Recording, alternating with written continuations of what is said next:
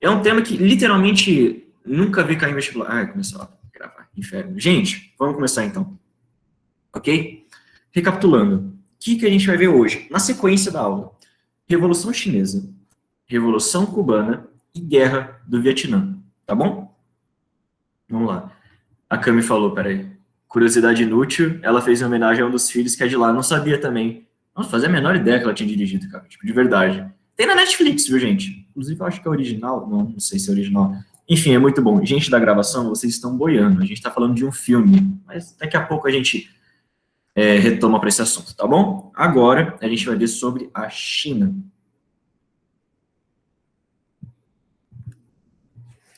Eu comecei esse slide com a China do século XX. Por quê? Porque a gente já viu um pouco da história chinesa em outras aulas, principalmente naquela aula sobre imperialismo estadunidense e japonês.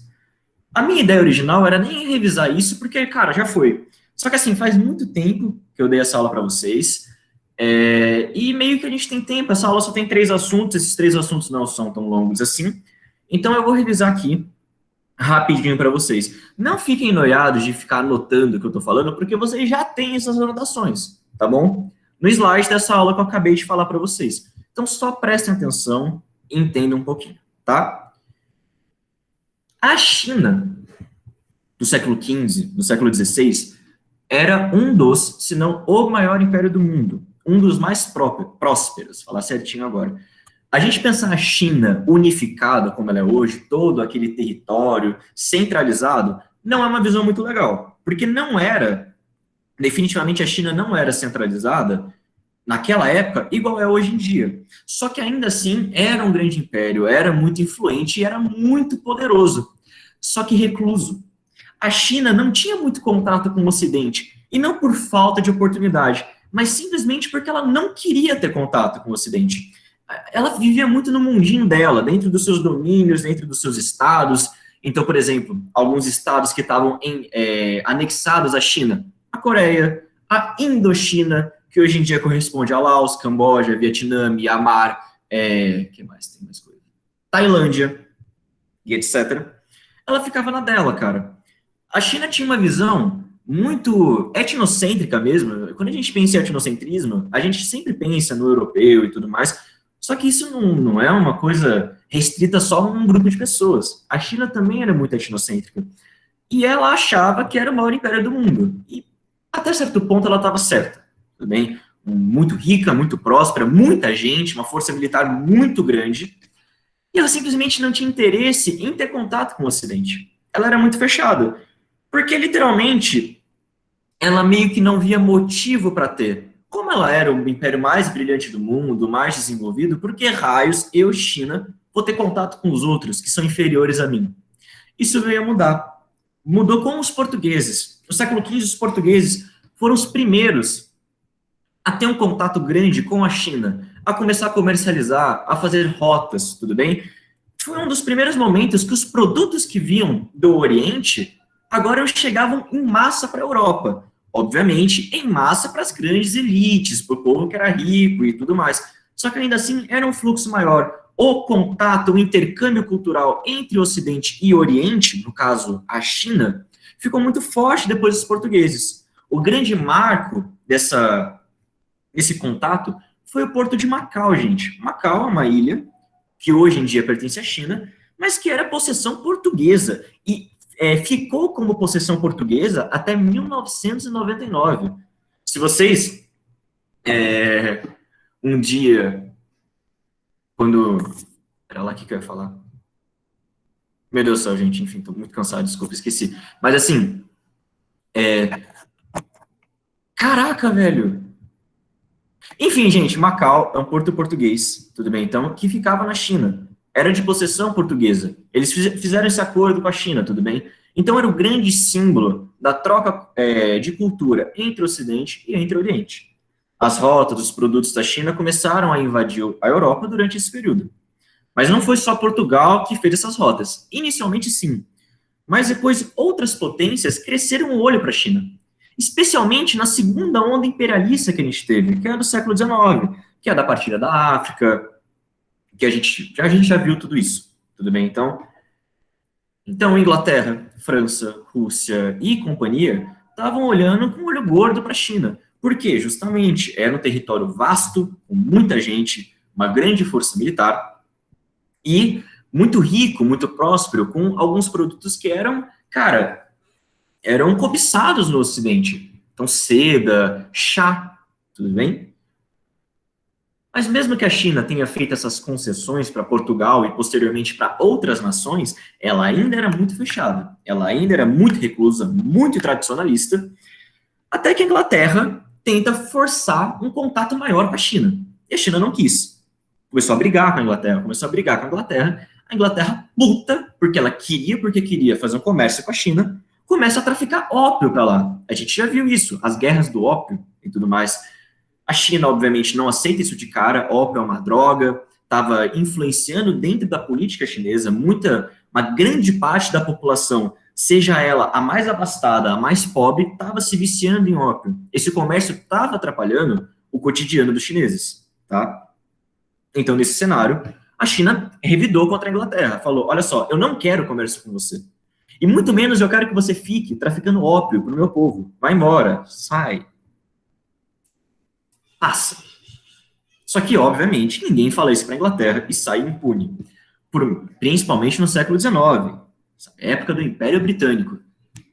A China, por mais que fosse uma grande potência militar, por mais que fosse muito desenvolvida, teoricamente, tivesse um grande contingente, fosse muito rica, muito próspera, irmão, Inglaterra tinha navio de guerra, tudo bem?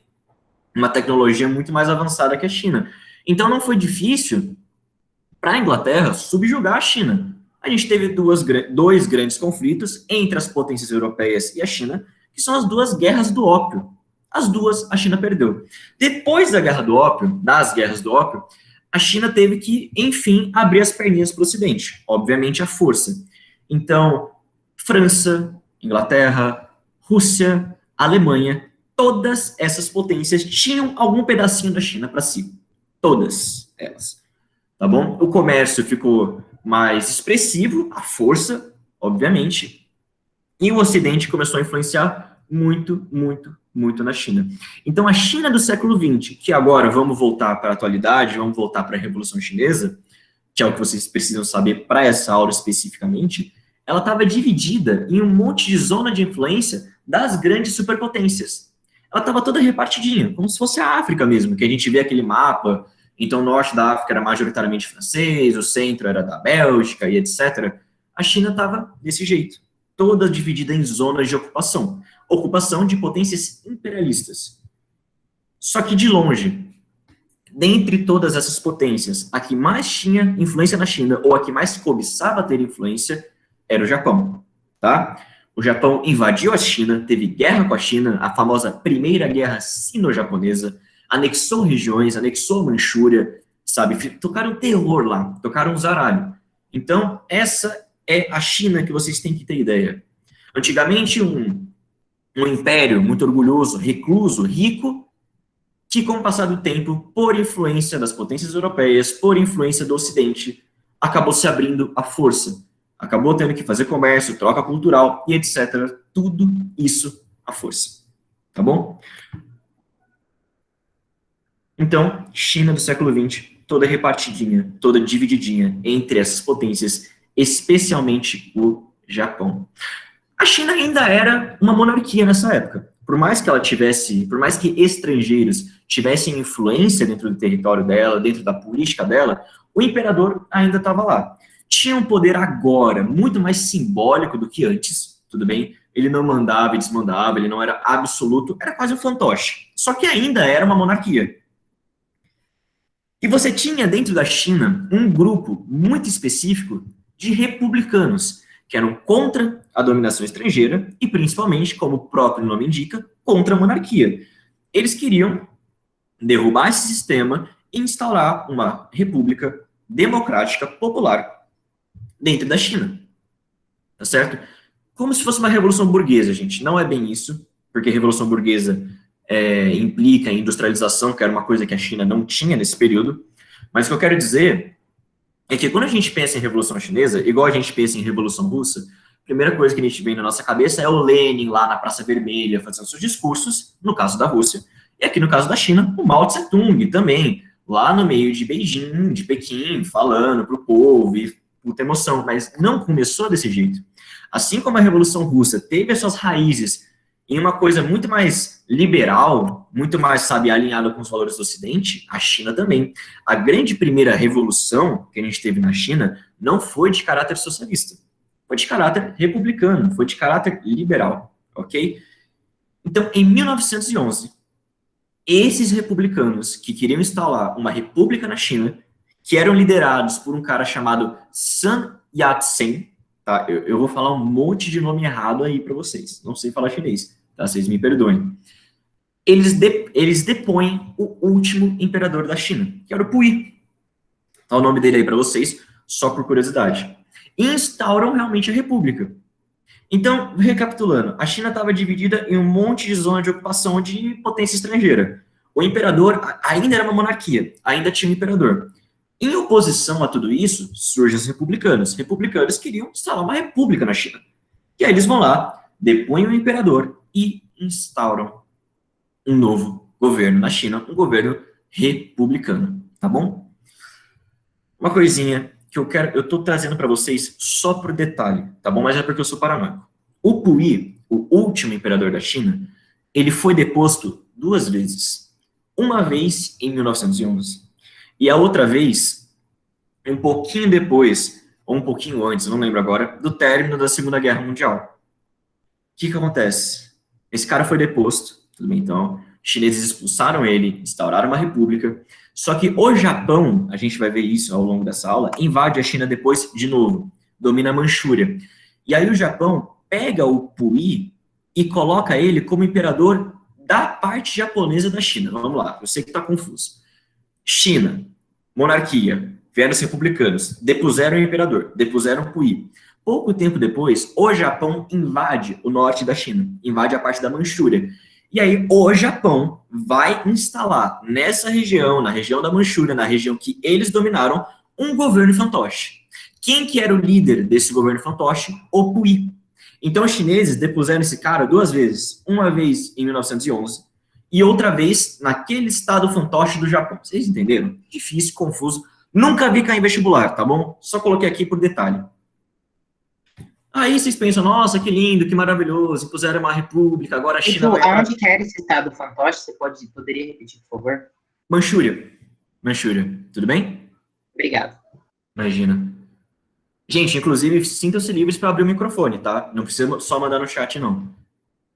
Só que esse novo governo, então, ó, que maravilhoso, agora a China tem uma república, agora é um governo democrático, agora a China vai para frente. Não, não foi. Por quê? Porque por mais que esses republicanos tivessem trocado o regime, tivessem trocado o sistema, a China ainda era quintalzinho de potência europeia. A China ainda tinha muita influência, ainda era muito influenciada pela Inglaterra, pela França, por todas as outras potências. E essa nova república não tinha jogo de cintura, não tinha poder político para bater com esses estrangeiros. Não tinha culhão, não só culhão, mas não tinha capacidade de ir lá e falar para a Inglaterra assim, ó, fora, vai embora, me deixe em paz. Não tinha, não conseguia. E além disso, você tinha uma divergência muito grande entre os chineses que ocupavam o governo, ou seja, esses republicanos, e o que ficou conhecido como senhores da guerra. Gente, eu acabei de falar para vocês, presta atenção, que essa parte é um pouco nebulosa, que a China, ela não tinha industrialização, não tinha muita industrialização. Ainda era um país essencialmente agrário. A maior parte da população da China vivia no campo. Isso, não apenas isso, mas a China ainda mantinha tradições feudais. E uma dessas grandes heranças do feudalismo da China eram os senhores da guerra. Gente, é como se fosse o senhor feudal. Não é bem isso, mas é mais ou menos isso. Então, como é que era o sistema? Você tinha um governo central, tudo bem, que estava tentando unificar a China como um estado que a gente conhece hoje, só que você tinha divisões internas desses senhores da guerra, cada um cuidava de uma parte. É como se fosse literalmente um feudo, cada um tinha uma administração diferente, costume, moeda, tudo aquilo que a gente já viu.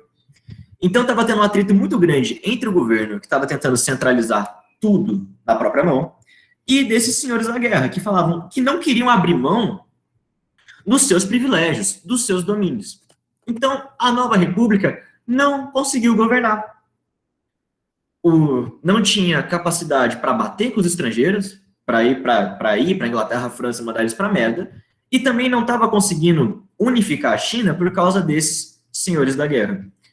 Nesse cenário, os republicanos, que eram um grupo uno, repartem. Eles cismam. Não, cismar é outra coisa. Não sei, eles partem no meio. Tudo bem, então houve uma racha em 1921 dentro dos republicanos. Agora a gente tem dois grupos. Os nacionalistas, liderados pelo Sun Yat-sen, que é o mesmo cara aqui da República e tudo mais, e posteriormente, depois da morte do Sun Yat-sen, pelo Chiang Kai-shek, tudo bem? Os nacionalistas de um lado e os comunistas do outro, liderados, com certeza vocês já ouviram falar dele, do Mao Tse-tung, que em chinês eu acho que fala Mao Zedong, e dependendo da tradução, vocês vão pegar o nome dele com Z, é Mao Tse-dong, entendeu? Desse jeito, é a mesma pessoa, tá, gente? Não é só tradução, fica mudando. 1921, gente, prestem atenção nessa data. O que já tinha acontecido no mundo? A Revolução Bolchevique, na Rússia, que é de 1917. Então, depois que isso acontece na Rússia, é criado o Partido Comunista na China, em 1921. E aí você tem esse racha entre nacionalistas e entre comunistas, ok? Gente, alguma dúvida até aqui? Eu normalmente pergunto das suas dúvidas depois de 2 slides, mas como esse é meio complicadinho, falei bastante coisa, vocês têm alguma dúvida? Ô, Edu, então a Revolução Bolchevique vai influenciar nessa cortada, né, entre os republicanos, né? Sim, definitivamente. É assim, teve a Revolução Bolchevique, e aí literalmente o mundo todo, inclusive a China, viu, olha só, interessante isso daí, hein? Vamos criar um partido comunista? Aí criaram o Partido Comunista na China, em 1921. Aí estava tendo muita divergência ideológica entre os nacionalistas, em sua maioria capitalistas, liberais, etc., e os novos comunistas. Aí os republicanos partem em 2, tá bom? Beleza, faz sentido, valeu. Gente, vamos continuar então. Tem nenhuma outra dúvida? Vamos lá. Ah, gente, esse aqui que está à direita é o Chiang Kai-shek, tá? É um general, um militar da China. Como vocês podem ver pelo 1 trilhão de medalhas que ele tem, medalhas ridículas, eu acho elas feias pra cacete, eu acho esse uniforme feio pra cacete, mas enfim, é isso daí. E eu acho que eu me fudi. Não me fudi não. Esse é o Chiang Kai-shek e esse é o Mao. Mao Tse-tung, Mao Zedong, não sei, chamei ele como vocês entenderem, que é o líder do Partido Comunista Chinês, ok?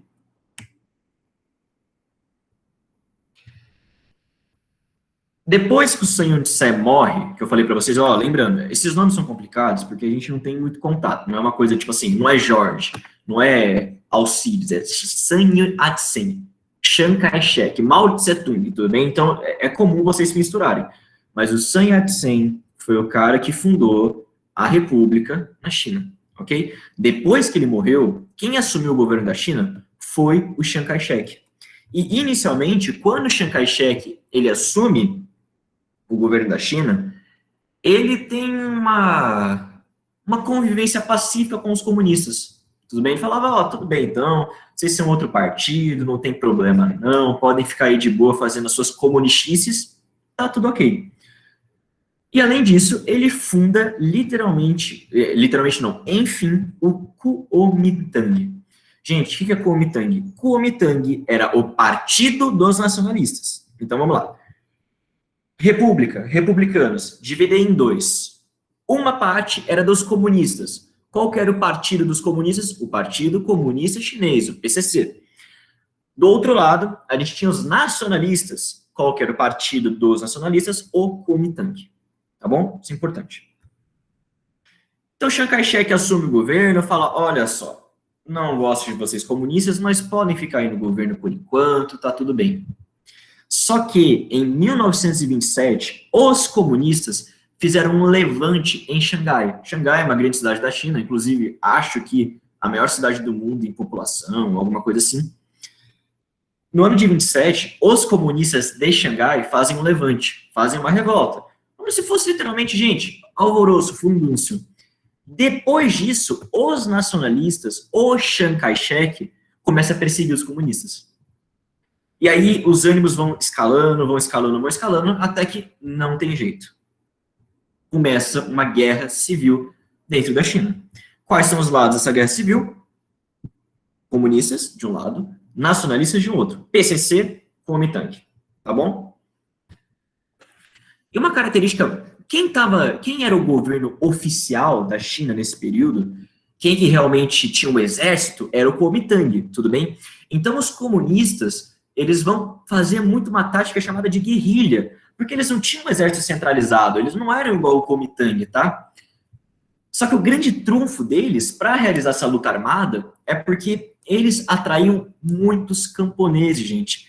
Então os comunistas iam para os camponeses e falavam, gente, olha só, se a gente assumir o governo, a gente vai fazer uma revolução do proletariado, a gente vai fazer uma reforma agrária.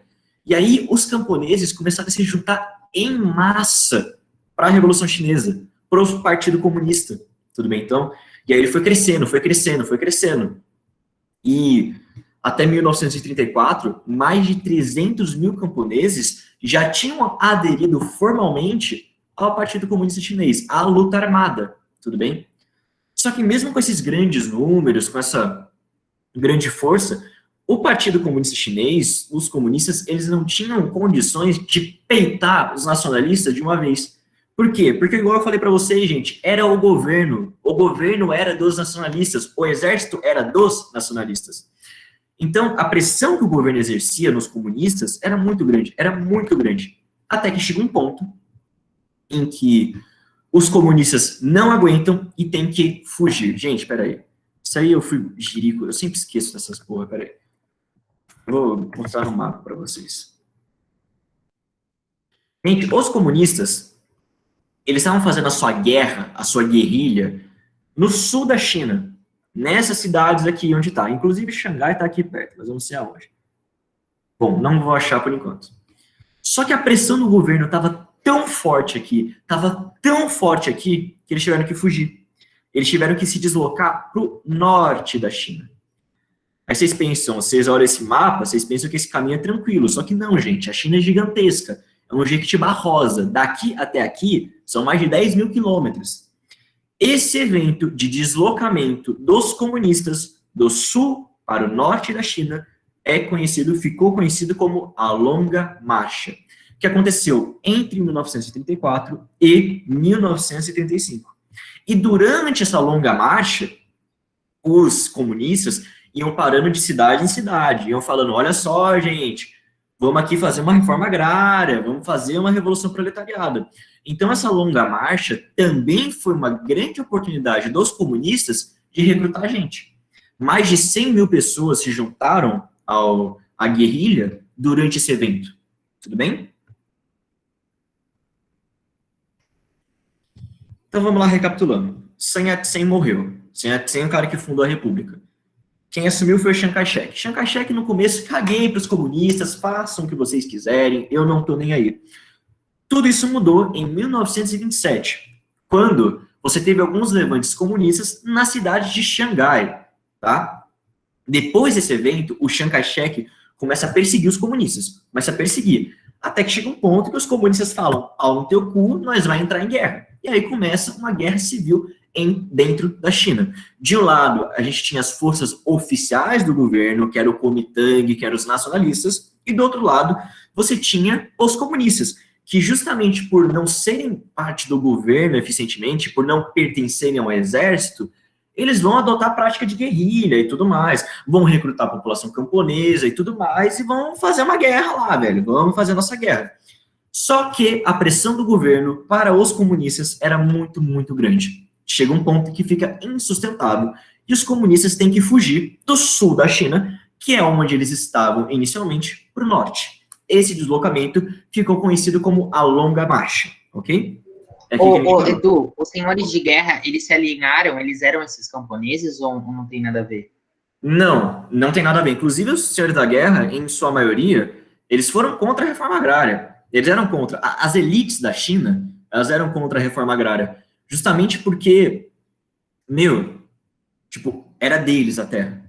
E ela ia ser, sabe, como é que é o contrário de privatizar, gente? Pelo amor de Deus. Ia torná-las públicas, entendeu? Ia distribuir as terras. Então, esses senhores feudais, tradicionais da China, não queriam essa reforma agrária de jeito nenhum. Mas, assim, de jeito maneira, tudo bem? Gente, nossa, depois eu falo isso pra vocês. Eu lembrei de uma coisa que eu tenho que falar. Tá bom, então. Fez longa marcha, os chineses foram pro norte da China. Ok. Só que tem um probleminha. Tava acontecendo uma coisa muito chata no norte da China, uma coisa bem, bem ruim mesmo, que chama Japão.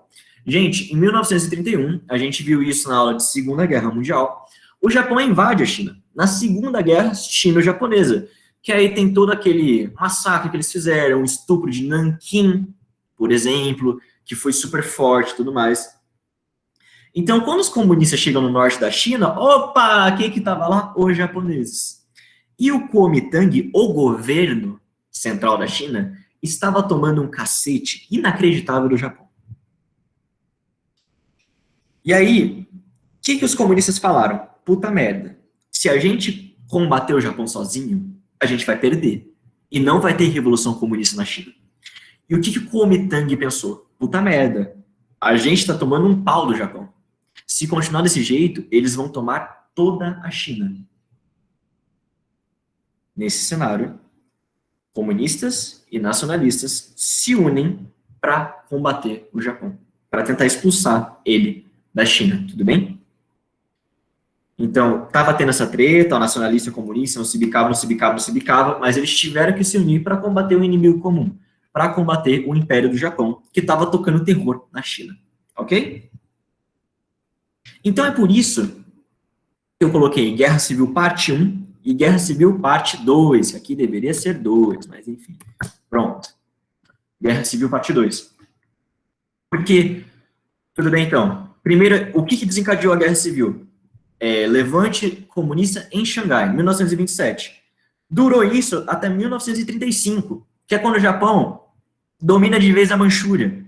E aí os comunistas e os nacionalistas viram que, meu irmão, a gente tem que se unir. E aí, de 1935 até 1945, que é quando acaba a Segunda Guerra Mundial, e, portanto, quando o Japão se rende, não teve guerra civil na China, porque estava todo mundo ocupado em bater no Japão. Tá certo? Inclusive, gente, uma coisinha que eu já trouxe para vocês, que é importante, mas a gente já falou disso, foi sobre a Conferência do Cairo em 43. É uma coisa importante. O que a Conferência do Cairo ela decidiu? Decidiu que todos os territórios que o Japão tinha conquistado da China iam ser devolvidos para ela, tá certo? Isso incluía a Manchúria, isso incluía Taiwan, que é essa ilhazinha aqui do lado, ok? Então, depois que acabasse a guerra, se os aliados vencessem, como eles venceram, todos esses territórios iam ser devolvidos para a China. Isso é importante, porque Taiwan, não estava sob domínio da China até então. E Taiwan vai ser muito importante para a história chinesa. Bom, em 45 o Japão se rende, a gente já viu isso na Segunda Guerra Mundial, e aí essa aliança, essa amizade, essa bromance que estava tendo entre os nacionalistas e entre os comunistas, acabou, irmão. O Chiang Kai-shek voltou a perseguir os opositores dele. Só que depois da Segunda Guerra Mundial, depois que acabou o domínio do Japão, o exército chinês, o exército comunista, estava muito mais organizado que o nacionalista. Mais do que isso, a União Soviética estava ajudando os nacionalistas. Os nacionalistas não, desculpa, os comunistas. Enquanto os Estados Unidos estavam cagando para isso, cara. Estavam cagando para o que estava acontecendo na China. Então, os comunistas tinham apoio de uma superpotência. Os nacionalistas não. E por que os Estados Unidos não apoiou os nacionalistas? Porque os Estados Unidos estava muito mais preocupado com o Japão, eles tinham medo do Japão virar comunista, do que a China. Então, todo o esforço dos Estados Unidos no Pacífico foi voltado para o Japão.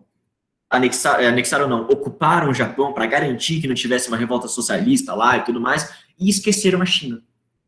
Enquanto isso, o Partido Comunista se fortalecia, tá bom? E como eu falei para vocês, grande parte da população chinesa, que não era daquelas oligarquias tradicionais, era favorável aos comunistas, principalmente por causa da reforma agrária, tá? E aí não tem jeito, gente. O exército nacionalista estava mais organizado, a população estava contra eles. Em 1949, finalmente, os nacionalistas são expulsos da China, tá? E o Partido Comunista passa a controlar a China continental, que é tudo isso aqui. Ah, para onde que os nacionalistas vão? Justamente para Taiwan, que é essa ilhazinha que eles conseguiram logo depois da Segunda Guerra Mundial, que antigamente era da China, deixou de ser da China e voltou a ser agora, tá certo? Gente, essa treta dura até hoje. A China continental fala que Taiwan é dela, fala que não tem governo nenhum em Taiwan, e o povo de Taiwan, os nacionalistas que fugiram, que fundaram um governo aqui, falam que a China continental é ilegítima. A gente tem o que ficou conhecido como política das duas Chinas, tá certo? Então, por exemplo, se um país tem relações diplomáticas com a China, reconhece a China continental como a única verdadeira, ele não pode reconhecer Taiwan, e vice-versa. Entenderam como é que funciona? Tá tudo certo? Gente, alguma dúvida até aqui? Pera lá, deixa eu voltar para cá.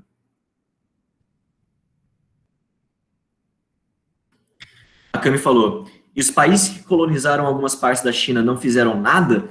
Cami, como é que eles podiam fazer? Vamos lá, vamos lembrar. Ah, quem que tinha território dentro da China? A França. A França estava ocupada pelos nazistas, que, olha só, eram do eixo. Quem que também era do eixo? O Japão.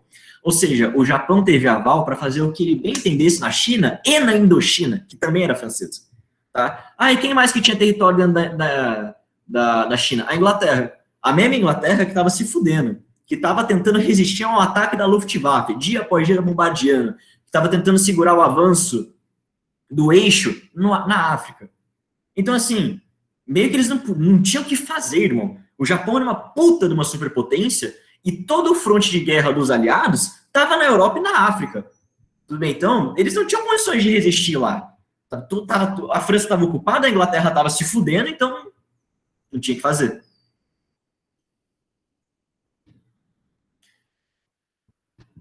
A Cami falou, mas mesmo com todo esse tamanho, a China não tinha armamento? Por que o Japão era tão forte? Devido ao desenvolvimento? Exatamente. O Japão, gente, eu já falei isso para vocês, é completamente a quebra da expectativa. Era, teoricamente, o Japão ia ser uma colônia e não uma superpotência. Mas ele virou uma superpotência. Industrializado, forte, uma tecnologia incrível. E com um exército muito bem equipado. Os melhores pilotos da Segunda Guerra Mundial eram todos japoneses. Então, quando eles invadem a China, eles tocam terror, cara. Eles fazem o que eles bem entendem. Mais de 1 milhão de japoneses invadiram a China. Quando o Japão estava para perder a Segunda Guerra Mundial, o único exército deles, que ainda estava 100% preservado, estava na China, para defender a Manchúria. Então eles invadiram muito forte. A China era grande, tinha bastante gente, mas não tinha como peitar o Japão. A Vivian falou, Du, você pode explicar a treta de Taiwan de novo, por favor? Claro. Olha só. O Partido Comunista conseguiu expulsar os nacionalistas da China continental. Eles, então, fogem para a ilha de Taiwan, onde eles vão fundar outro governo. Ou seja, a China continental vira comunista e Taiwan, a ilha de Formosa, como Taiwan é conhecido, vira capitalista. Ou seja, é como se fosse a China continental sendo administrada pelo Partido Comunista e Taiwan pelo Kuomintang. Tudo bem? Então, você tem dois governos políticos completamente diferentes, opostos por natureza. Então, em uma relação, quando um país vai traçar relações com a China continental, ele não pode traçar formalmente com Taiwan, e vice-versa. Porque se a China fala, opa, pera lá, por que você está fazendo acordo com Taiwan? A Taiwan é minha propriedade. Esse governo que está lá é ilegítimo. E é a mesma coisa com Taiwan. Você tá tendo acordo com Taiwan, se você começar a ter com a China continental, o que você tá arrumando com os comunistas, cara? Você sabe que esse governo deles é ilegítimo, não é? Essa é a política das duas Chinas. Você tem dois lugares que se auto-intitulam como a única China existente. A China continental comunista e Taiwan. Ok? Alguma outra dúvida, gente?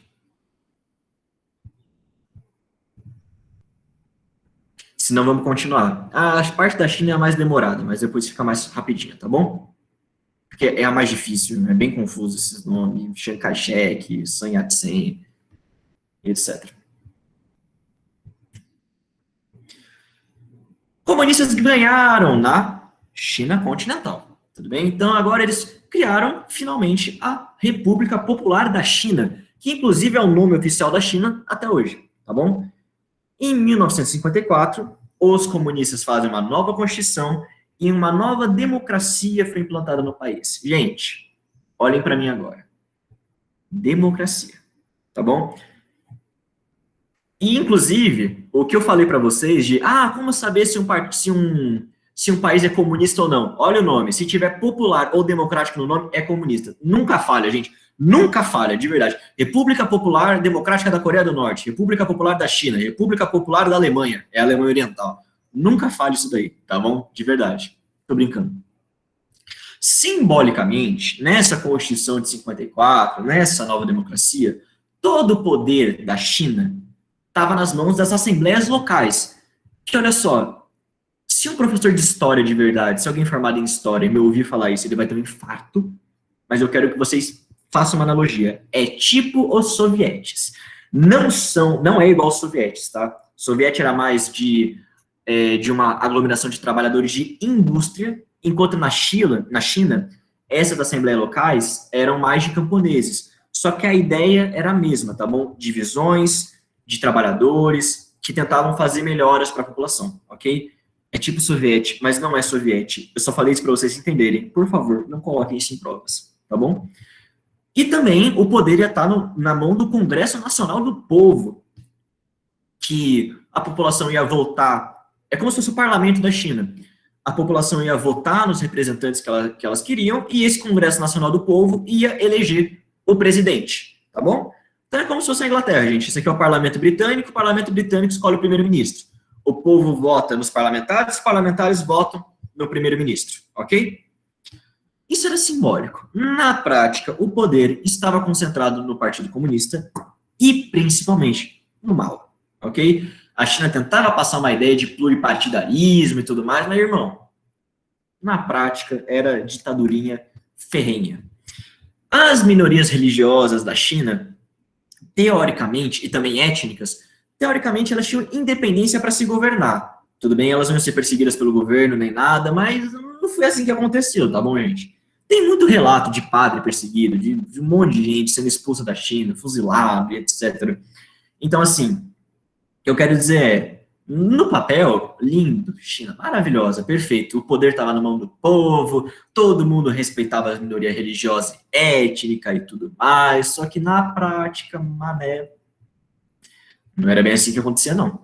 Mas uma coisa que a China fez de bom, pelo menos estou sendo bem parcial aqui, eu acho bom, e acho que todos vocês também, foi que a China, que era um país extremamente patriarcal, bem conservador, agora, com novas políticas do governo, a figura feminina começou a ganhar mais destaque. Ela pode agora, por exemplo, trabalhar em mesmas funções dos homens, pode ocupar cargos públicos e etc. Aí vocês pensam, nossa, que lindo, que maravilhoso, a China acabou com o machismo, então, o caralho. Até hoje a China é um país muito, muito, muito, muito, muito machista, tá bom? Fonte, tá? Tipo, eu já tive a oportunidade de conversar online com alguns chineses e tal, e, irmão, o bagulho lá é meio tenso. Só que o governo tentava pregar essa igualdade de gêneros, e em vários aspectos, eles conseguiram, tá bom? Conseguiram um maior protagonismo para a figura feminina. Só que a China ainda era fazendinha, gente. Igual eu falei para vocês, a China era um país muito agrário, muito agrário. E o Mao tinha a ideia de industrializar o país. E aí, na década de 50, ele criou o que foi conhecido como o Grande Salto para Frente, que era um plano econômico para tentar pular etapas e chegar logo no comunismo. Vocês lembram, gente, que no Marx ele falava que para você chegar no comunismo, você tem que ter um capitalismo desenvolvido dentro do país, aí você vai ter um período transitório da ditadura do proletariado até chegar no comunismo? Então, o Mao Tse Tung falou, pau no cu disso daí. Tá? A China não era industrializada, não era desenvolvida, mas ele falou, olha só, a gente vai pular essa etapa. Então, ele começou a fazer um monte de política econômica para tentar fomentar a indústria fazer uma reforma agrária decente e encaminhar o país para o comunismo. Então, quais são as grandes políticas que ele pregou com o grande salto para frente? Criou comunas, então literalmente eram terras comuns, que o povo trabalhava lá, e a plantação era distribuída, e etc. E também as chamadas associações urbanas, que eram associações de trabalhadores que administravam as empresas, tudo bem? Então, era meio que isso. Com o grande salto para frente. Aqui, ó, bem aqui, até aqui, a União Soviética apoiava a China para tudo. Falo, China, tamo junto, parceira, tu é foda, tu é muito pica, te adoramos.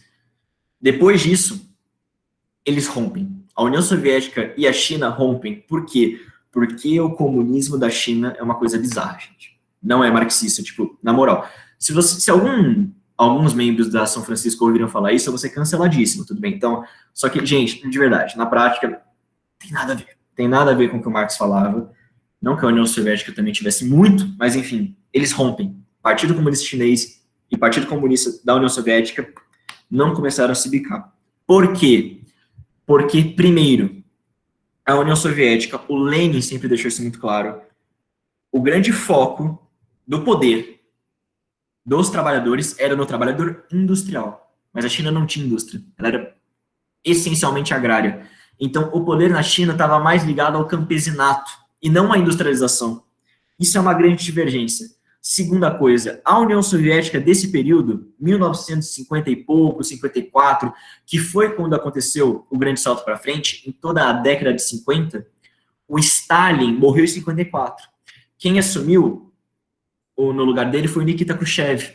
E o Khrushchev, gente, lembrem da última aula que a gente teve, ele criticava o Stalin, criticava o culto, a figura paternalista que o Stalin tinha. E mais do que isso, o Khrushchev também defendia o que a gente chama de coexistência pacífica com o capitalismo. Então, o que acontecia? O Khrushchev falava, olha só, a União Soviética é comunista, a gente é comunista. Se existem outros países capitalistas no mundo, eu não estou nem aí. A China não aceitava isso, tá? Ela falava, coexistência pacífica é o caralho, o mundo tem que virar comunista. E mais do que isso, acabei de falar, o Khrushchev era grande crítico do culto à personalidade do Stalin. Gente, olha essa figura, olha o Mao, tá? Você tem um grande culto ao Mao, a figura dele, tá bom? Que era uma coisa que os soviéticos já não estavam de acordo. Então aí eles rompem de uma vez e a China vira um mundo à parte do comunismo, tá? Inclusive, o comunismo da China, oficialmente, pelo governo, é chamado de comunismo com características chinesas. Não é a mesma coisa, tá bom? Esse plano do Mao de industrializar a China, de pular etapas e chegar logo no comunismo, deu completamente errado, tudo bem? Primeira coisa, ele criou comuna popular, tá? Então o povo trabalhava lá na terra. Só que, assim como aconteceu com a União Soviética, com a coletivização das terras, o povo que trabalhava nessas comunas era assalariado, tudo bem? E aí, gente, a produção cai. Porque o cara que produzir 3 toneladas de arroz vai ganhar a mesma coisa do cara que produziu uma. Então você não tem incentivo. A produção de alimentos caiu. Teve uma onda de fome fodida na China. E além disso, a industrialização da China, que dependia diretamente da União Soviética, porque eram técnicos da União Soviética que iam lá, que analisavam as indústrias, que faziam as coisas, eles caíram fora da China. Por quê? Porque eles romperam, tá?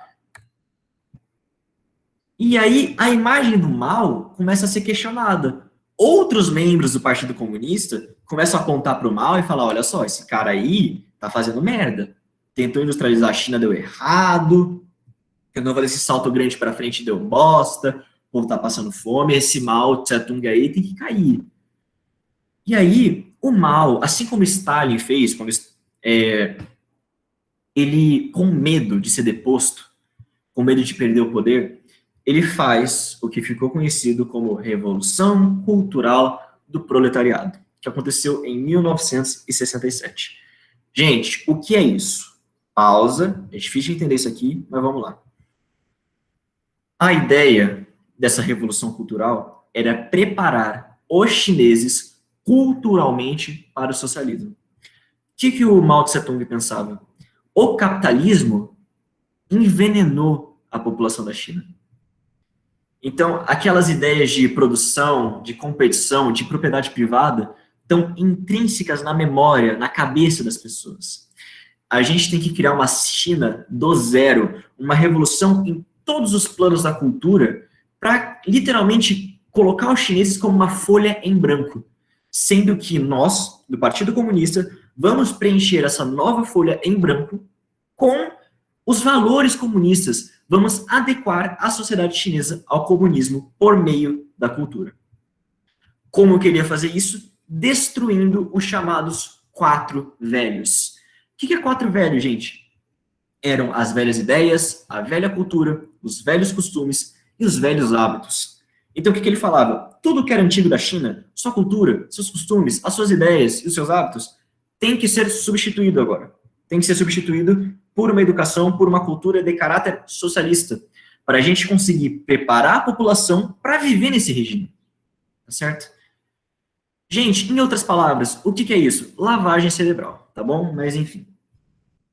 O grande objetivo, de verdade, do Mao, com tudo isso daí, era fomentar ainda mais o culto à personalidade dele. Tá certo? E agora, isso daí ia ser em todos os aspectos da vida pública.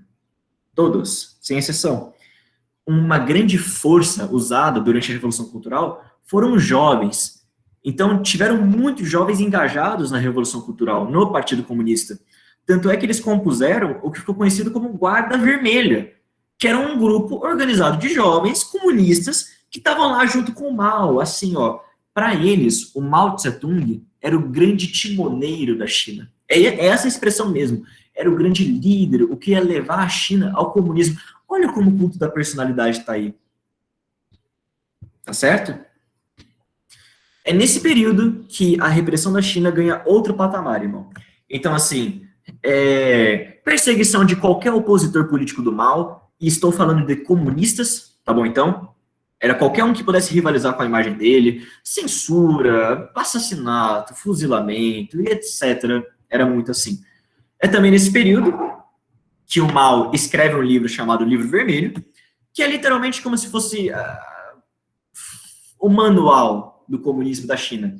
Então, se a Revolução Cultural ia adequar todo mundo ao socialismo, a partir da cultura, o Livro Vermelho era tipo guia, entendeu? Gente, deem uma lida, por curiosidade, em umas 10 páginas do Livro Vermelho. Tem gratuito na internet, o PDF. Vocês vão ver como é que é. É literalmente um manual. É literalmente isso. Tipo, são instruções. A Revolução Cultural deu muito certo. O culto à personalidade do Mao Tse-tung ganhou outro patamar. E ele continuou como líder da China até 1976, quando ele veio a falecer.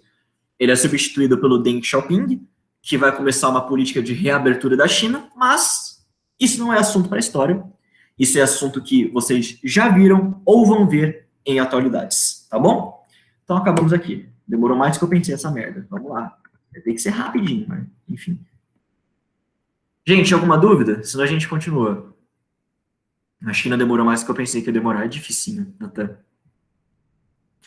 A Cá falou, e o grande timoneiro, o que é? Cá, é justamente essa ideia do Mao Tse-tung sendo o grande líder da China, o grande timoneiro, timão, quem controla o navio. Então é o cara que vai passar o norte para a população da China. É o cara que vai levar todo mundo para o comunismo. Entendeu? É o grande líder. Não ia falar isso. Eu quase falei é o Führer, mas eu ia forçar muito a barra. Aí não tem comparação. Não tem. Gente, vamos continuar então, porque o tempo urge. Agora é mais rapidinho, eu prometo. Desculpa, eu não sei quem é Churra. Desculpa. É Churra? Você falou Churra. Não, Führer. Tipo, Führer, entendeu? Entendeu? Mas aí não tem comparação, gente. Foi uma coisa esdrúxula, me perdoem. Gente, assim, vocês vão encontrar 1 trilhão de interpretação pro que o Mao fez nessa revolução cultural, tá bom? Então, tem gente que vai defender de pé junto, tá? Então, assim, dependendo de onde essa aula cai, eu sou canceladíssimo, tipo, de verdade mesmo. Mas, assim, para os vestibulares, é isso daí, tá bom, gente? Repressão e tudo mais, é isso. Falamos da Revolução Chinesa, só que a China não é o único país que fez uma revolução comunista, não, senhor. Nós temos também no nosso lado, no lado das Américas, a Revolução Cubana. Assim como eu fiz para a China, gente, é importante saber um pouquinho da história de Cuba antes da Revolução. Só que é óbvio que eu não vou falar um monte aqui. O que vocês precisam saber, que eu inclusive falei um pouquinho na aula sobre a Guerra Civil Espanhola, é que Cuba era a última grande colônia da Espanha nas Américas. O Império Colonial Espanhol estava se desintegrando desde o século XIX, do início do século XIX, século XVII, enfim, século XVIII, século XIX. Então, Colômbia, Equador, México, Venezuela, Uruguai, Paraguai, Argentina e etc., estavam tudo virando independente. E a Espanha estava perdendo o controle de suas terras. Cuba foi o último grande território que eles tinham aqui nas Américas. Quando que Cuba virou independente? Em 1898. Quando os Estados Unidos travaram uma guerra com a Espanha pela independência de Cuba. Aí vocês pensam, nossa, os Estados Unidos é muito bonzinho, hein? Olha só, eles foram lá por vontade própria, lutar pela independência de Cuba. O caralho, vocês sabem muito bem que essa vida é de interesses, tá bom? O que os Estados Unidos queria? O que ele estava pretendendo? Eu vou libertar o domínio de Cuba. Não, pera lá, falei errado. Eu vou libertar Cuba do domínio da Espanha para que eu, Estados Unidos, exerça esse domínio. Gente, é a política do Big Stick, tá bom? Então, do Destino Manifesto e etc. Ok? Só para comentar aqui para vocês, o pretexto que os Estados Unidos utilizaram para entrar na guerra foi que, teoricamente, um encouraçado dos Estados Unidos foi bombardeado pela Espanha. Tudo bem? Então eles falaram, olha, Espanha, você explodiu um navio estadunidense, então agora a gente vai entrar em guerra. Porra nenhuma. A Espanha nunca explodiu esse navio, e é muito provável, inclusive, que o próprio Estados Unidos tenha explodido ou que tenha sido um acidente.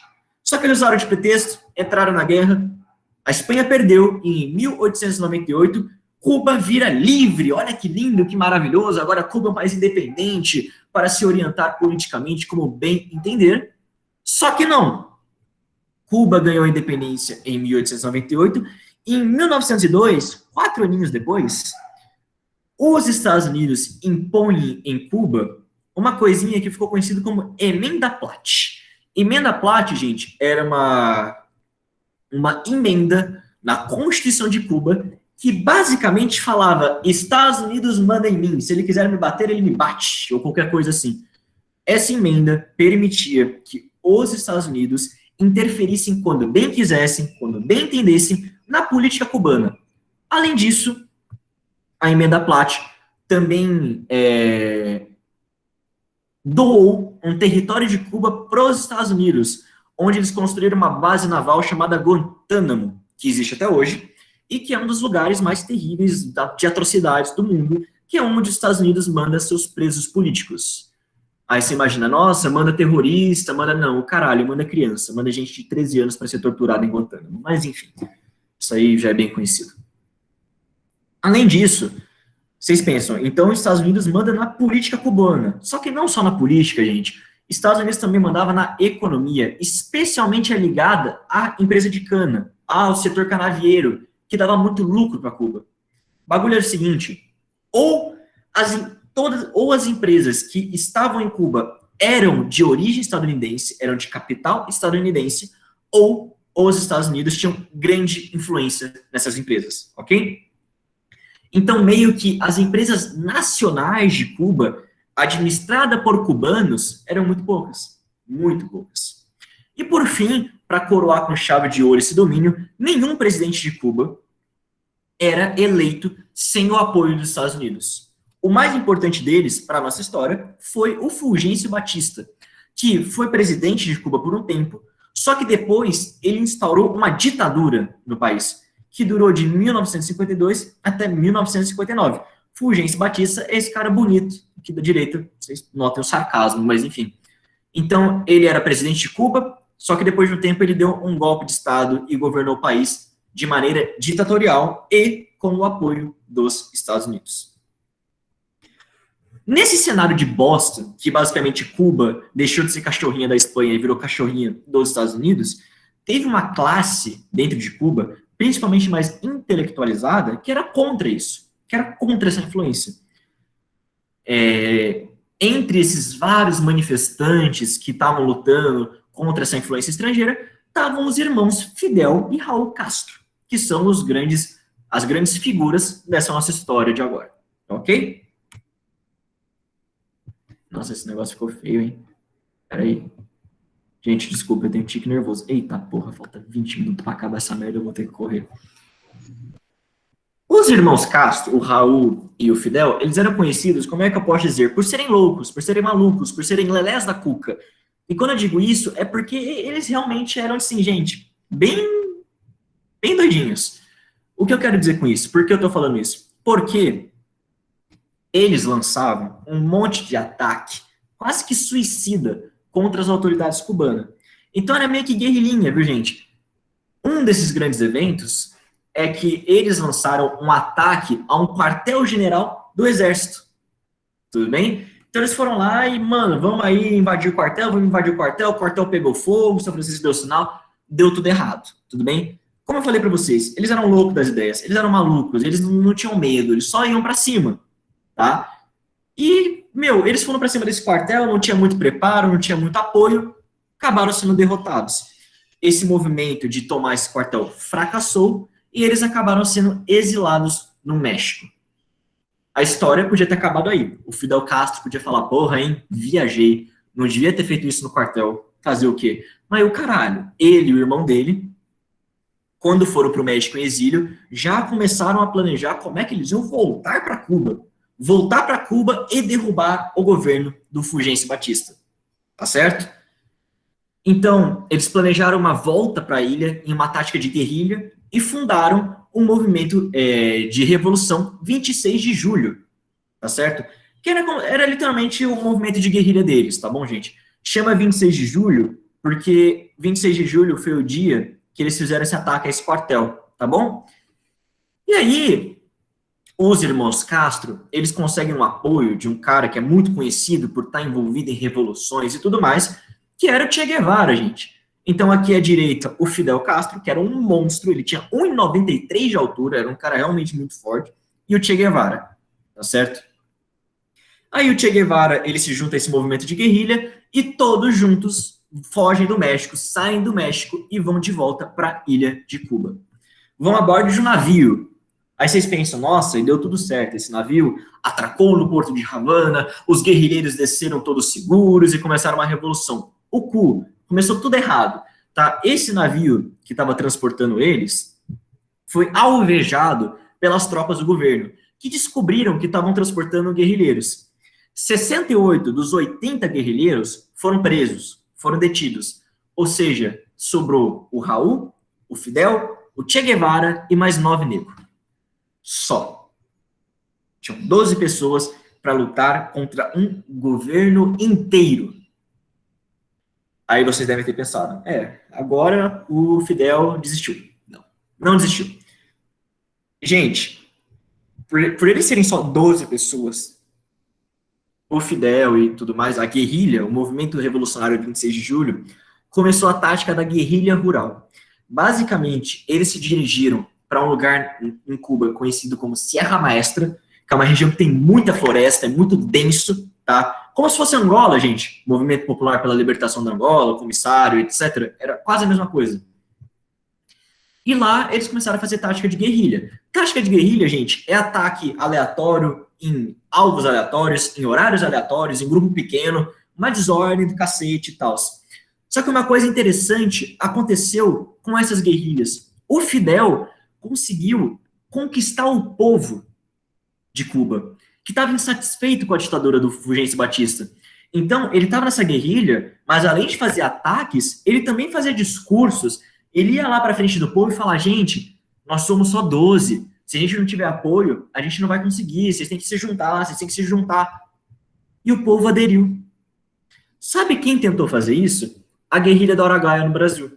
Tá? Então, era lá na região de Tocantins ou de Goiás, eu não lembro agora. Hoje em dia é Tocantins, naquela época era Goiás e tal. O povo da guerrilha do Araguaia tentou fazer isso. Eram poucas pessoas, foram para o meio da floresta, e aí tentaram, vamos brasileiros, vamos lutar contra a ditadura. O povo brasileiro cagou, a guerrilha do Araguaia perdeu. Mas não foi essa a situação de Cuba, muito pelo contrário. deu muito certo mesmo. A população se juntou a Cuba, ok?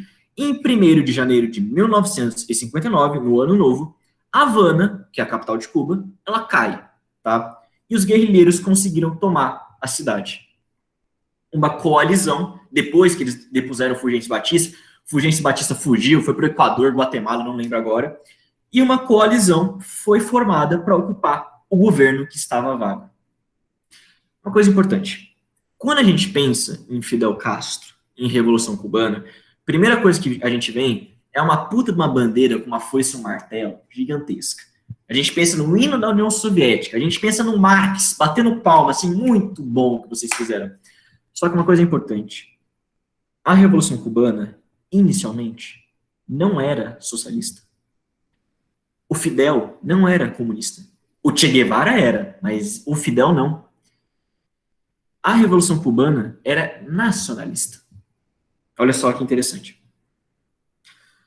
Quando o Fidel, o Raul, esse povo assumiu o governo, eles começaram a fazer medidas nacionalistas para Cuba. Em que sentido? Acabei de falar para vocês. A economia cubana estava quase toda nas mãos de estrangeiros. E quando eu digo estrangeiros, é nos Estados Unidos. Não tinham empresas de cubanos, nacionais. Então, eles começaram a nacionalizar empresas, a doar terras para cubanos. Eles aprovaram uma lei que permitia unicamente a cubanos a posse de terras em Cuba. Ou seja, se você fosse estadunidense, você não poderia ter terras em Cuba, e etc. Então, eles não eram socialistas, eles eram nacionalistas. Só que o que acontece? Depois que eles fazem isso, os Estados Unidos se afastam de Cuba. Por quê? Porque os interesses dos Estados Unidos estavam sendo afetados. Essas empresas nacionalizadas eram estadunidenses. Essas terras que estavam sendo doadas para cubanos eram, em sua maioria, administradas por estadunidenses. E, gente, a gente está na dinâmica da Guerra Fria. Se os Estados Unidos se afastam de Cuba, quem que vai se aproximar? Quem que está do outro lado do poder? A União Soviética. E aí, depois que o Fidel firma um acordo muito bom econômico com a União Soviética, aí sim Cuba vira socialista. Isso em 1961. E Cuba vai ser um grande palco durante a Guerra Fria. Lá a gente vai ter a crise dos mísseis, que eu já expliquei para vocês o que é. O que é importante é que é o seguinte, depois das crises dos mísseis, os Estados Unidos fizeram um embargo econômico contra Cuba. Então, nenhum produto estadunidense pode entrar na ilha e vice-versa. Tá bom? Então, esse embargo, gente, dura até hoje. O Obama, ele suavizou muito esse embargo, tudo bem? Então, começou a entrar coisa lá dentro de Cuba, teve McDonald's dentro de Cuba, inclusive, só que aí o Trump voltou. Então, esse embargo ainda existe. Qual era o grande medo dos Estados Unidos? O medo dos Estados Unidos é que, assim como Cuba virou comunista, os outros países da América Latina também virassem, no que ficou conhecido como efeito dominó, gente. Então, efeito dominó. Um dominó cai, derruba o outro, que derruba o outro, que derruba o outro. Qual que era o medo deles? Cuba virou comunista. Puta que pariu. A Guatemala também vai virar. O Equador também. O Brasil também. A Argentina também. E aí, os Estados Unidos, o berço da democracia moderna, piriri pororó e etc., começou a bancar um monte de golpe militar na América Latina para impedir que governos socialistas ascendessem ao poder. Isso aconteceu na Guatemala, em 62, no Brasil, em 64, por mais que eu sempre vou falar isso para vocês, João Goulart não era um comunista, ele era nacionalista, assim como Fidel era inicialmente. E o caso mais emblemático de todos, de longe, foi o Chile, quando o presidente Salvador Allende foi deposto. Salvador Allende, que era socialista, mas foi eleito democraticamente, foi tirado do poder. No lugar dele entrou Augusto Pinochet, o maior filho da puta de todas as Américas, tudo bem? Em uma das ditaduras mais sanguinárias do mundo. Isso tudo é reflexo direto da Revolução Cubana. Gente, alguma dúvida? Não sei se vai dar tempo de dar todo o Vietnã hoje, mas eu vou tentar. O negócio tá louco. Eita, pela sai. Ô, Edu, e o Che Guevara? O Che? Gente, o Che... Vocês lembram? Olha, agora eu vou forçar muito a cabeça de vocês. Vocês lembram do Garibaldi? Da unificação da Itália? que ele era conhecido como Guerreiro dos Mundos, que ele participou de um monte de guerrilha em tudo quanto é lugar, participou aqui no Brasil, na Argentina. Então, o Che Guevara era meio que isso aí. Onde tinha briga, irmão, ele se metia. Onde tinha revolução, ele se metia. Então ele, puta que pariu, ele foi pra Cuba, era muito amigo do Fidel, eram amigos próximos, de verdade. O Che Guevara ficou um tempo no governo de Cuba, administrando as coisas lá, inclusive fuzilou muitos opositores. Gente, isso é uma coisa, inclusive, de novo, tem muita gente que defende o Fidel e tudo mais, mas era uma ditadura, muita gente morreu, muita gente foi assassinada, inocentes, inclusive, tá bom? Não se enganem nem por um momento, tá? O Che ficou um tempo no governo e tal, cuidou dessa parte de fuzilar os outros, etc. Então, ele ficou lá por um tempinho, mas o Che Guevara, irmão, ele vai onde tem briga. Onde tem briga, ele tá. Onde tem briga, ele tá. Inclusive, acho que ele falece pouco tempo depois, cara. Revolução Cubana. Ó, 67. Ele morre pouquinho tempo depois. Que pena. Moço tão bonito. Ele era bonito mesmo, o Che Guevara era gato. Mas entendi, Edu. Valeu mesmo. Ah, tem um negócio legal da aula para fazer essa ligação com a história do Brasil por causa do Django, né? Por causa do Jânio Quadros até, porque ele também fazia ligações com eles, né? Teve aula ontem da Camila, ela falou sobre isso. Ai, nossa, gente, que ótimo que bateu. O Jânio Quadros era um maluco, cara.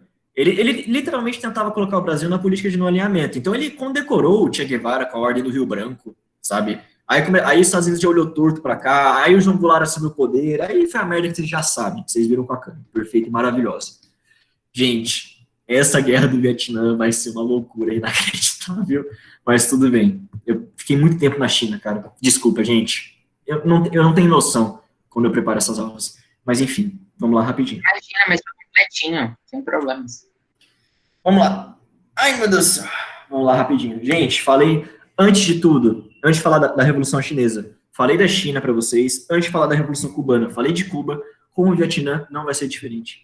Gente, o Vietnã, ele estava dentro de uma colônia francesa chamada Indochina, que eu já disse para vocês. Antigamente, a Indochina estava na mão dos chineses, igual eu falei nessa aula, inclusive. Só que naquela onda imperialista, depois da Segunda Guerra do Ópio, a China é obrigada a ceder a Indochina para a França. Quais eram os países que hoje compõem a Indochina? Vietnã, Laos, Camboja, Mianmar, Tailândia e etc. Ok? Então era isso. O Vietnã era uma colônia da França. Ok? Só isso, por enquanto. Isso mudou depois da Segunda Guerra Mundial. Depois não, durante a Segunda Guerra Mundial. Porque o Japão, em seu processo imperialista, invadiu a Indochina. Tá? Então o Japão anexa, ocupa toda essa região aqui. Ok? Toda essa região. Inclusive, é depois da anexação da Indochina, e eu falei isso para vocês, que os Estados Unidos começam a fazer embargo econômico contra o Japão. E aí o Japão faz o ataque a Pearl Harbor. Olha como tá tudo ligadinho. Mas enfim. O Japão invade a Indochina durante a Segunda Guerra. E só que o povo que estava aqui, no Vietnã, no Laos, no Camboja, não ficou tipo assim, ok, fomos invadidos, tá tudo bem. Não, o cu. O Japão invadiu a gente, tá tendo um puta de um massacre, sabe? Tá sendo brutal demais. Vamos lutar contra o Japão. E aí a gente tem a criação do que ficou conhecido como a Liga pela Independência. Independência de quem? Do Japão. Também conhecidos como Vietmins, ou Força Nacional Libertadora, FNL. Tem todos esses nomes, ok? Esses guerrilheiros, esses soldados, lutaram contra a ocupação japonesa e eram liderados por um cara chamado Ho Chi Minh. Ho Chi Minh, que teve uma educação formal, era de uma família abastada, era uma pessoa culta e tudo mais, e essas ligas pela independência tinham caráter socialista, ok? Só que a Segunda Guerra Mundial, gente, acabou. O Japão foi derrotado. Então, todas as tropas japonesas que estavam aqui foram embora, sumiram do país. Aí vocês pensam, nossa, a França, então, vai ser grata à Indochina. Por quê? Porque o povo da Indochina lutou contra a dominação japonesa. Agora a França vai liberar essa parte dela, ok? Ela vai dar independência para a Indochina. O que foi assim. Assim que a Segunda Guerra Mundial acabou, assim que o Japão saiu da Indochina, França já foi sequíssima para dominar essa região de novo. Só que essa liga pela independência, aqui, os Vietmins, não queriam voltar a ser colônia francesa, não queriam voltar a ser, tipo assim, território imperialista. Falaram assim, o cu para você, França, que a gente vai ser independente. E aí, a gente tem, de 1946, um ano depois da expulsão dos japoneses da Indochina, até 1954, a Primeira Guerra da Indochina, que foi uma guerra entre todos esses países da Indochina contra a França, que era a antiga potência imperialista dessa região. E a França tentando conquistar de volta. Só que, irmão, Vietminh é um bagulho sinistreza. Os caras eram foda. E eles resistiram ao ataque da França ao ponto em que ela foi derrotada. Olha como eles eram fodas. Eles derrotaram o Japão, que era uma puta potência imperialista, e a França, que também era uma potência imperialista. O que marca o fim da Primeira Guerra da Indochina foi a Conferência de Genebra, feita em 1954. O que a Conferência de Genebra decidiu? A Indochina ia ser dissolvida e iam ser criados novos países. Quem são esses novos países? Laos, Camboja e Vietnã. Tudo bem? O Vietnã, especificamente, ia ser divididinho em Vietnã do Norte, aqui, que ia ser de caráter comunista, e o Vietnã do Sul, ok? E eles iam ser divididos pelo paralelo 17. Vocês lembram do paralelo 38, que divide a Coreia em duas? Então, no Vietnã é o paralelo 17, tá bom? Que dividia o Vietnã em Vietnã do Norte e Vietnã do Sul, ok? Além disso, a Conferência de Genebra também falava, em 1956, vai ter que ser feito um plebiscito em todo o Vietnã, nos dois Vietnãs, para decidir se uma unificação vai ocorrer ou não. Esse plebiscito aconteceu? Não, não aconteceu. Ah, por que não aconteceu? A gente vai ver agora. Então, Vietnã estava divididinho, norte, sul, sul, norte. Em 1956, vejam bem o ano que deveria acontecer esse plebiscito, um cara chamado, puta que pariu, Non Jin Jen, eu ouvi, eu juro por Deus que eu taquei esse nome no Google Tradutor, eu não sei falar. Não dá pra falar. Que era do Vietnã do Sul, ele deu um golpe no Vietnã do Sul e assumiu o poder como uma ditadura, tá bom? Gente, isso é uma coisa que eu falei pra vocês na aula sobre Guerra das Coreias.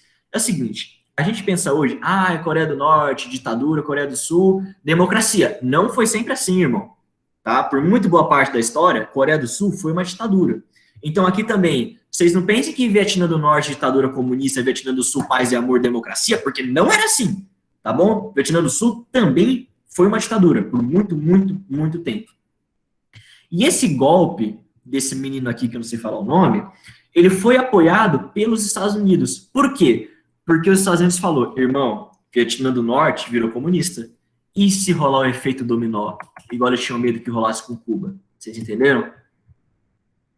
E aí o Non Jin Jen aí olhou o plebiscito, olhou para o Vietnã do Norte, olhou para o plebiscito, olhou para o Vietnã do Norte e falou, não vai ter porra de plebiscito nenhum, irmão. Eu que mando nessa porra. Ou seja, aquele projeto de unificação do Vietnã do Norte com o Vietnã do Sul desapareceu completamente. É nesse cenário que surge no Vietnã do Sul guerrilheiros contra essa ditadura do Non Dinh Diem. Como é que eram conhecidos esses guerrilheiros? Vietcongs. Mandado foi ao Vietnã lutar com Vietcongs. Então, exatamente. Então vamos recapitular. Viet Minh era o nome do exército de libertação de toda a Indochina e posteriormente do exército do Vietnã do Norte, tá? Vietcong era o nome dos guerrilheiros comunistas do Vietnã do Sul. Vocês entenderam? Um pouquinho difícil, mas enfim, é isso daí. Gente, falei merda, tá? Falei merda. Aqui eu falei que Viet Minh podia ser, que era Força da Libertação. Não. Quem é a Força de Libertação Nacional, a FLN, são os Vietcongs, tá bom? É o povo do Vietnã do Sul. Desculpa, gente, falei errado. Mil perdões. Tá? E os os Estados Unidos, conforme passava o tempo, começava a investir ainda mais no Vietnã do Sul. Por quê? Começou a ter esses levantes comunistas aí, de Vietcong e tudo mais. Aí o Estados Unidos começou a crescer o olho, falar, irmão, vai dar bosta daí, vai dar bosta. Vamos investir pesado no Vietnã do Sul, vamos investir pesado no Vietnã do Sul, para garantir que não aconteça, deixa eu ver, coração, meu Deus do céu, para garantir que não aconteçam esses levantes comunistas, ok? Só que, em 1963, aconteceu uma coisa chata. Aconteceu uma coisa realmente difícil. O Neon Jinjen, eu odeio esse nome, puta que pariu, ele foi assassinado. Foi assassinado por povo do próprio exército dele, alguma coisa assim. E aí, depois que ele foi assassinado, aí o desespero tomou conta dos Estados Unidos. Eles falaram, fodeu, Vietnã do Sul vai virar comunista, Vietnã do Sul virando comunista, o Camboja também vai virar, o Laos também vai virar, a Tailândia vai virar, efeito dominó, o comunismo vai dominar o mundo. Entendeu? Aí, um ano depois do assassinato do Neon Jinjen, esse nome é muito ruim, o Lyndon Johnson, que era presidente dos Estados Unidos naquela época, ordenou, o nome dele está escrito errado, desculpa, ordenou a entrada formal dos Estados Unidos, do exército dos Estados Unidos, na Guerra do Vietnã. Então, gente, presta atenção. Quando a gente pensa Guerra do Vietnã, a primeira coisa que a gente vem na nossa cabeça é avião bombardeando o Vietnã. Avião estadunidense, bomba de napalm, de agente laranja. Só que prestem atenção, os Estados Unidos só entram formalmente na Guerra do Vietnã em 64, tá? Até então, de 59 até 64, era uma luta de Vietcongues contra o Vietnã do Sul. Em 64, vira uma treta entre Estados Unidos e Vietnã do Norte. Ok? E... Oi. É que nem o das Coreias. Como assim? Que, tipo, os Estados Unidos entraram na guerra, acho que foi os Estados Unidos, né, que entrou na guerra, e aí eles conseguiram conquistar boa parte do território, e depois voltou. Isso, só que não é isso, porque os Estados Unidos perdeu. Beleza. Porque os Estados Unidos perdeu. Enfim, gente, obviamente o exército dos Estados Unidos era muito mais poderoso, muito mais bem equipado, preparado que um bando de camponês, tá? Porque grande parte dos guerrilheiros, do Vietcongues, eram gente comum. Era um povo que trabalhava na lavoura de manhã e de tarde estava lá descendo a porrada estadunidense. Tá bom, Então, os vietnamitas foram obrigados a adotar uma tática de guerrilha, igual foi Cuba, por exemplo. Em 1968, a gente tem a grande virada da Guerra do Vietnã, que até então não tava, os Vietcongs e os Vietmins não estavam tendo grandes vitórias, só que em 68 aconteceu a ofensiva do Tet. Gente, Tet é o Ano Novo Lunar. Puta que pariu, Eduardo. É o Ano Novo Lunar, tá? Que é um evento muito importante para o Vietnã. Nesse dia, tinha um acordo de não agressão. Não agressão, não. Esse dia específico era como se fosse um feriado. Tipo assim, olha só, nenhum dos exércitos vai entrar em guerra nesse dia. Era um armistício. Como aqueles armistícios de Natal, da Primeira Guerra Mundial e etc. Então, nesse dia, ninguém podia fazer guerra. O Ho Chi Minh olhou para esse acordo e falou, aqui para vocês que não vai ter guerra, irmão. Eu vou invadir com tudo o Vietnã do Sul nesse dia. E foi isso que aconteceu. O Ho Chi Minh organizou uma ofensiva massiva surpresa norte-vietnamita, ou seja, 12 vietmins, junto com os Vietcongs, contra o Vietnã do Sul. Olha que frase maravilhosa. Peraí que essa frase está errada e eu esqueci de corrigir ela. Saigon não cai em pouco tempo, gente. Saigon cai 7 anos depois. Mas enfim, essa foi a ofensiva do Tet. Foi quando o Vietnã do Norte invadiu de uma vez por todas o Vietnã do Sul, tá bom? Gente, opção de vocês. Mais 15 minutos e eu acabo o Vietnã. Vocês querem nessa aula ou na próxima? Decisão de vocês. Por mim, tanto faz. Vamos que vamos. Pra mim, tanto faz. Gente, ó, democracia aqui. Mandem no chat, de verdade. Não se sintam acanhados. Ô, Edu, rapidão, só para eu repassar. Então, os Vietcongs, eles eram do Sul e os Vietmins eram do Norte, só que eles tinham ideais comunistas, isso, né? Isso, só que eles foram meio que em períodos diferentes, né? E aí eles se juntam agora, que nem os Vingadores. Perfeito. Exatamente isso.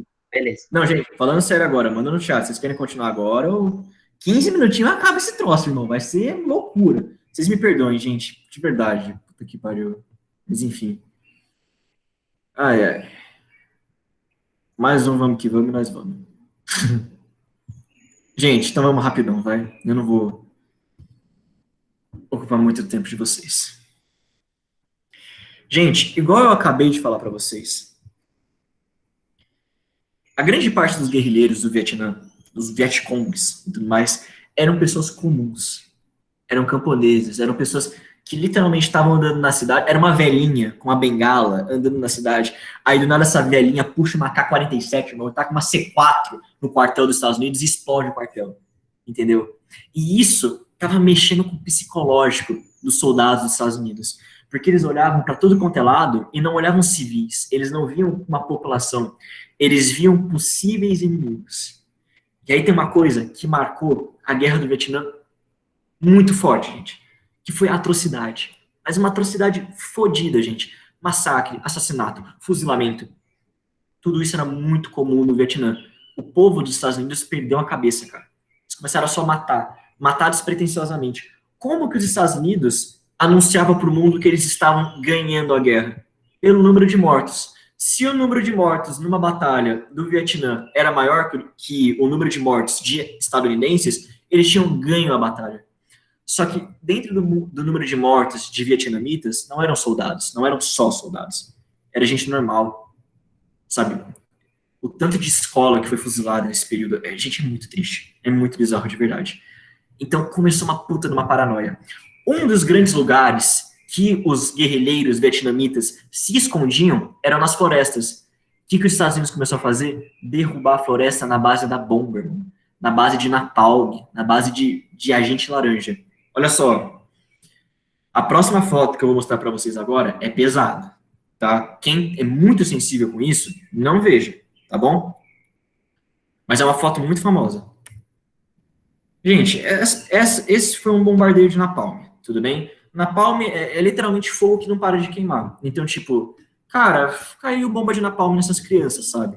Essa criança arrancou a roupa porque ela tava pegando fogo, porque arde, porque queima, e começou a andar pelada, correndo, desesperada. Essa criança sobreviveu, viu, gente? Ela tá morando no Canadá hoje em dia, tem uma puta de uma entrevista linda dela falando dessa foto, de como ela era emblemática. Só para vocês verem como é que era, tá bom, gente? Essa era a Napalm. Só que tinha sorte quem era bombardeado por Napalm. Porque tinha uma coisa muito pior, que é o agente laranja. Gente, agente laranja é tóxico. Ele dá deformação no DNA. A próxima imagem que eu vou mostrar de novo é mais forte que essa ainda. Gente, só para vocês terem uma ideia do quanto que agente laranja é prejudicial para a saúde, do quanto que ele fode o humano. Peraí. Ah, aqui são os aviões despencando agente laranja nas florestas, tá? Porque derrubava as árvores, elas morriam. Porque esse negócio é hipertóxico. Esse é o exemplo de um filho de uma pessoa que foi atingida pelo agente laranja. Tá bom? Esse negócio caga o DNA completamente. Se não mata na hora, você tem sequela depois. Se não tem sequela quando você tem filho, mano, é muito triste. É muito triste de verdade. Isso ficou muito, muito comum. Eu não vou deixar nessa imagem porque até eu tenho que falar do estoque, mas enfim, foi muito foda, gente. E isso pesou pro fim da guerra do Vietnã.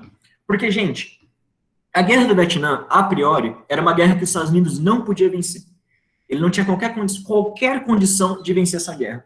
Porque para ele vencer, ele ia ter que exterminar todos os vietnamitas do país. Porque estava todo mundo putaço com os Estados Unidos. E eles não estavam dispostos a fazer isso. Então, já perderam a guerra a partir daí.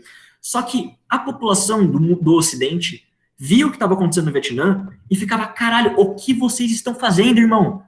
Vocês estão matando crianças, vocês estão matando gente inocente, que caralho que vocês estão fazendo? A opinião pública dos Estados Unidos passou a ver a guerra do Vietnã como sem sentido. O que a gente tem a ver com essa guerra, com esse povo? Vocês estão matando gente inocente, vocês estão matando gente, nossa gente, e também estão fazendo que eles cometam essas atrocidades. Não tem sentido. É uma guerra que não tem nexo. E a população, que anteriormente era favorável à guerra do Vietnã, agora começa a mudar. Eram novos tempos, gente. E o grande símbolo desse novo tempo foi o movimento hippie e principalmente o Woodstock, que é o evento que eu mais tinha vontade de ir nessa vida. Mas, enfim. Gente, Woodstock aconteceu em 1969. foi dos maiores shows musicais da história da humanidade, sabe? Aí à direita vocês estão vendo o Deus lindo, perfeito, maravilhoso, hiper, Deus, enfim, Jimi Hendrix no festival, tá bom então? E todos esses eventos, os hippies, eles eram contra a guerra do Vietnã, eles eram contra a violência que estava acontecendo. E tinham como lema a famosa frase Make love, not wars. Façam amor, não façam guerras. Gente, só um detalhezinho. Esse make love aí, faça amor, a gente pensa, amor no sentido de amor. Não, é nesse sentido, entenderam? Só uma curiosidade aí pra vocês.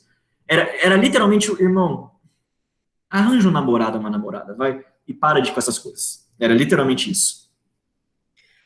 E a opinião pública tava caindo matando em cima do Vietnã, cara. Fala, vamos parar com essa guerra, vamos parar com essa guerra. Faz festival de música, faz passeata em Nova York, em Washington, movimento hippie, a torta direito, vamos parar com essa guerra. E, cara, só tava piorando com o tempo. Em 1972, o Richard Nixon, que é outro presidente dos Estados Unidos, ordenou que fossem bombardeados também o Laos e o Camboja. Gente, por quê? Porque os Vietcongues, quando eles estavam sendo perseguidos pelo exército dos Estados Unidos, eles fugiam para o interior do Camboja. Eles fugiam para o interior do Laos. E os Estados Unidos não conseguia entrar nesses lugares. Porque não podia, não estava em guerra com esses lugares.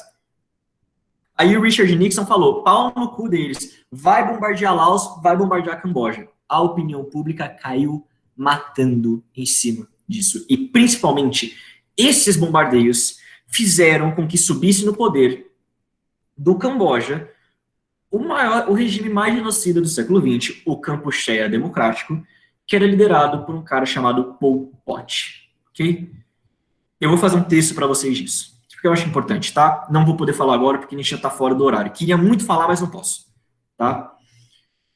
Só que não estava adiantando, irmão. Bombardeia Camboja, bombardeia Laos, bombardeia Vietnã, e tá brotando o Vietcong do chão para descer a porrada nos Estados Unidos. Peraí que eu vou passar as imagens agora.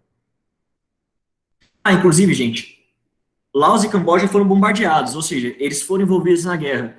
E é por isso que a Guerra do Vietnã também é conhecida como a Segunda Guerra da Indochina. Porque envolveu todos os países da antiga Indochina. Vocês entenderam? Mano, os Estados Unidos estavam conseguindo vencer a guerra. Não tinha jeito. Impossível vencer aquele troço. Até que, em 1973, por pressão popular do povo dos Estados Unidos, falando, irmão, para com essa guerra, isso é sem sentido, aconteceu o Acordo de Paris, onde os Estados Unidos falaram, eu vou retirar as minhas tropas do Vietnã. Ou seja, nenhum soldado estadunidense vai ficar mais lá, eu vou sair formalmente da guerra. Mas, isso não quer dizer que eu vou deixar de apoiar o Vietnã do Sul. Ou seja, gente, o Vietnã do Norte invadiu o Sul, quem estava segurando essa invasão era os Estados Unidos. Estados Unidos saiu do Vietnã do Sul, saiu da guerra. Só que o Vietnã do Sul ainda existia. E existia por pouco tempo, mas enfim. Então os Estados Unidos saíram da guerra, mas eles ainda apoiavam o Vietnã do Sul. Quando que a guerra acaba? Em 1975, quando o Vietnã do Norte, os socialistas, tomam o país de vez e se aliam à União Soviética. Gente, essa imagem aqui é hiper famosa. Essa aqui era a embaixada dos Estados Unidos em Saigon. Saigon, que era a capital do Vietnã do Sul, hoje em dia que se chama cidade de Ho Chi Minh, que é a maior cidade do Vietnã, inclusive. Isso aqui são os embaixadores dos Estados Unidos, o povo que morava na embaixada, sendo evacuado de helicóptero. Gente, tava tanta pressa. Eles eram evacuados de helicóptero e levados para um porta-avião que estava no mar, perto do Vietnã. Gente, o fluxo de helicóptero era tão grande, que eles não tinham tempo para pousar no porta-aviões. E aí acontecia isso daqui, irmão. Não cabia, tinha tanto helicóptero tentando pousar, levantar voo, que, cara, eles chegaram ao ponto que eles só desembarcavam os passageiros e jogavam os helicópteros no mar, irmão. Esses helicópteros custavam mais de milhões de dólares e eles só jogaram no mar, porque não ia dar tempo de evacuar todo mundo se esses helicópteros ocupassem espaço no porta-avião. Olha como foi sinistro. Bom, Vietnã foi unificado, virou um país comunista, se alinhou à União Soviética. E o efeito dominó, que os Estados Unidos estavam com medo, aconteceu, mas não do jeito que eles esperavam. Gente, o Laos virou comunista por um tempo. O Camboja também. Daquele negócio que eu falei para vocês, do Kampuchea democrático, uma desgraceira total. Só que esses países não estavam alinhados. O Camboja se aliou à China, enquanto o Vietnã era alinhado da União Soviética. Depois de um tempo, a gente vai ter uma guerra entre o Vietnã e o Camboja. O Vietnã vai ganhar e vai depor o Pol Pot do poder. Tá bom? Então, o efeito dominó aconteceu, entre aspas. Os outros países viraram socialistas, só que não tinha união. O bloco socialista nunca teve união, tá? Era a Iugoslávia de um lado, China de outro, Vietnã, tava tudo independente, ok? Gente, acabou uma aula. Mil perdões pelo passado horário. Nossa, me desculpa de verdade. Eu vou até interromper